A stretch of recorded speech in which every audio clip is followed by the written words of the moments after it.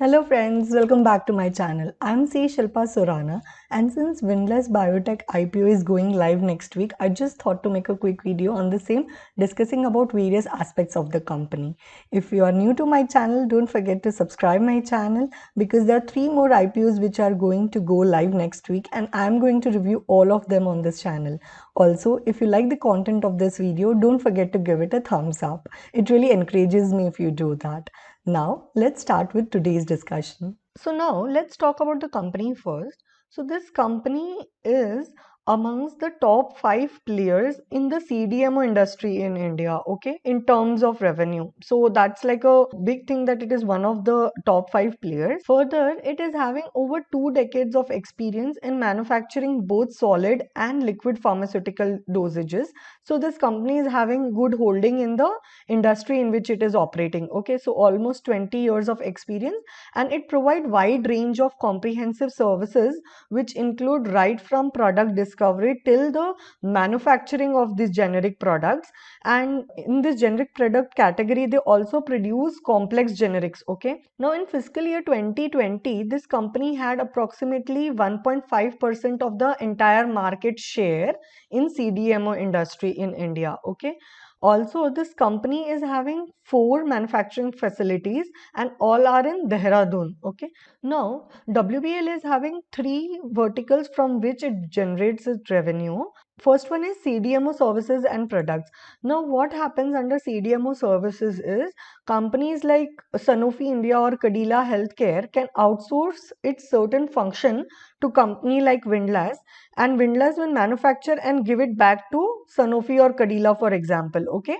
And then this drugs will be sold by Sanofi and Cadila under their own brand name. So this is the CDMO services where big companies outsource their certain activities to other companies. However, the product is sold under this big company's name only, okay. So this is one of the stream wherein Windlass take this outsourcing contracts and manufactures on behalf of other companies.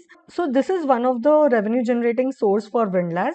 If we talk about fiscal year 2020, Windlass have actually provided CDMO services to 7 companies out of the top 10 Indian formulations company, which is a very big thing that out of the top 10 companies, 7 of the companies are approaching to Windlass only.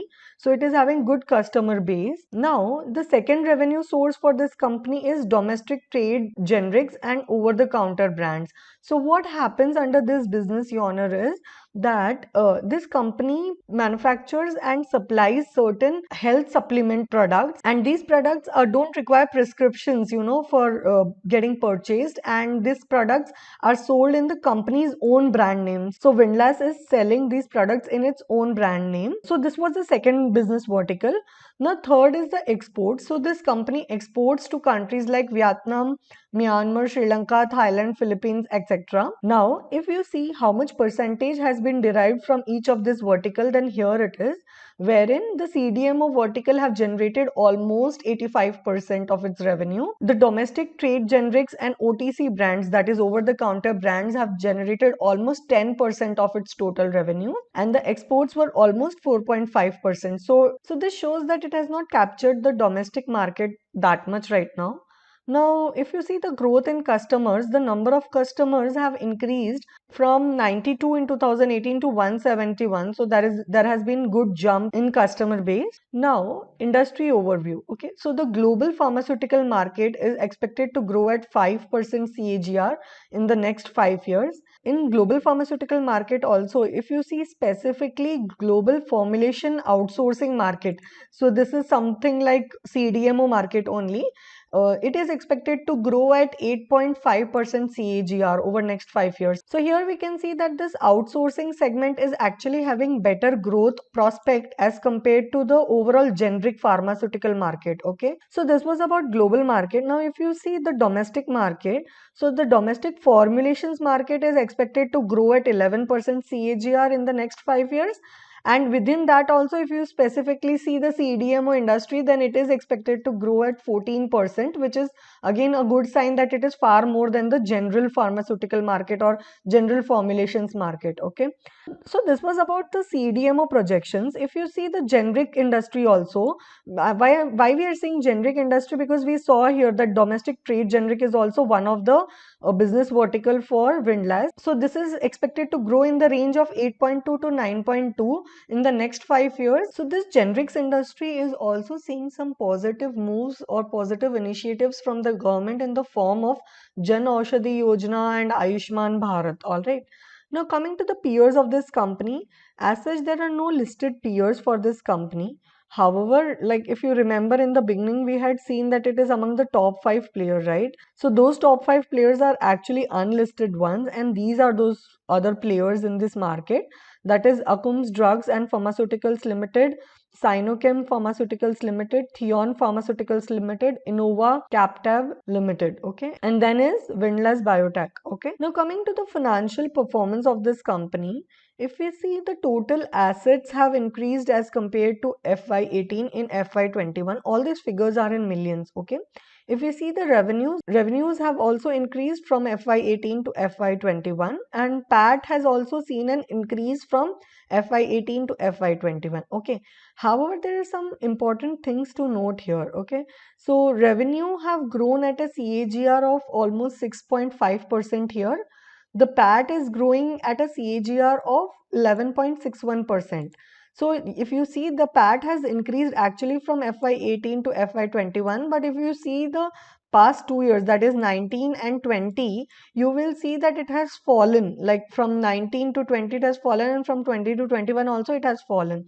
Now, if actually you see FY19, there was a very unusual PAT. I was trying to figure out why this PAT is so much, and I came to know that it has an exceptional item in FY19, and that was it has sold its 51% of stake in one of its subsidiary, that was Windlass Healthcare Private Limited, to Cadila Healthcare. Okay, and for that it has generated a profit, so it has sold it at a premium, and the profit value was 495 million. So out of this 638 million, 500 million almost is from the sale of subsidiaries. So this is only one time. Okay, so actually if you see this profit, so these two profits, like 19 profit versus 20 profits, are not comparable because this is having exceptional item.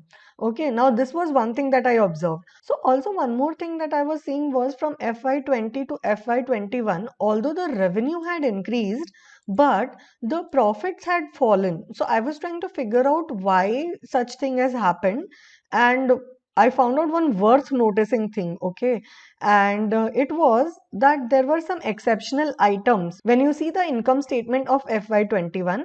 And what was that? It was actually impairment of goodwill, okay. So I was trying to see what had happened. So you remember in FY19, it had sold its certain stake to Cadila Healthcare. What happened was, in FY20, it repurchased certain share from Cadila Healthcare, and because of this purchase, it has again paid some premium to Cadila Healthcare on this and accounted goodwill in its book. Okay, and what happened was in FY21, it has written off this goodwill. So this PAT is actually having impact of goodwill write-off, which was again to the extent of approximately 272 million. Okay, so you can understand that this was also one time activity, actually this 272 million write-off which had happened in FY21, which will not be repeated in coming years. So maybe we might see a good profit jump next year. That's highly possible. Okay, now if you see the net worth for this company, the net worth for this company was around 13.27%. Okay, now coming to the strengths for this company. So this company, as we had seen, was among the top 5 players in CDMO industry. One thing, it provides a lot of complex generic products. That is another one thing. Then one more important thing about this company is the industry in which this company is operating is having significant entry barriers.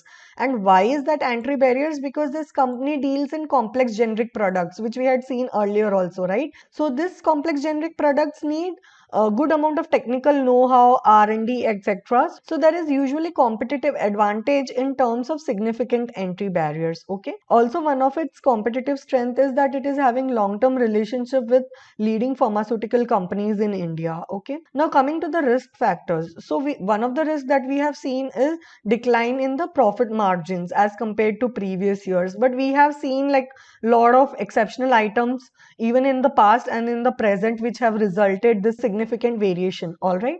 So now the next risk for this company is that almost 58% of its revenue in last year was generated from top 10 customers. So if the company loses any of these customers, it might significantly impact its revenue base. Okay. So the next risk is that this company is operating in a industry which requires good amount of R&D capabilities, and any technological obsolescence in the future might adversely impact this company.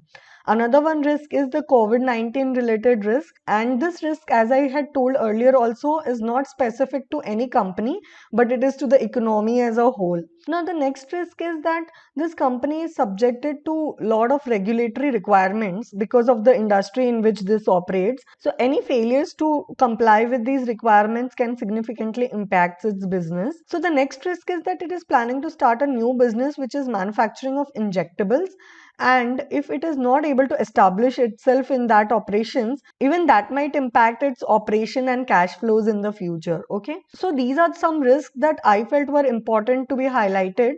There are more risks which are highlighted in RHP which you guys can go through if you want. Okay, now coming to the issue details. The IPO for this company is opening on 4th August and closing on 6th August, and the price band is 448 to 460 per equity share on higher side. Okay, and market lot is 30 share and minimum order quantity is 1 market lot. So you guys have to apply for minimum 30 shares if you want to subscribe for this IPO.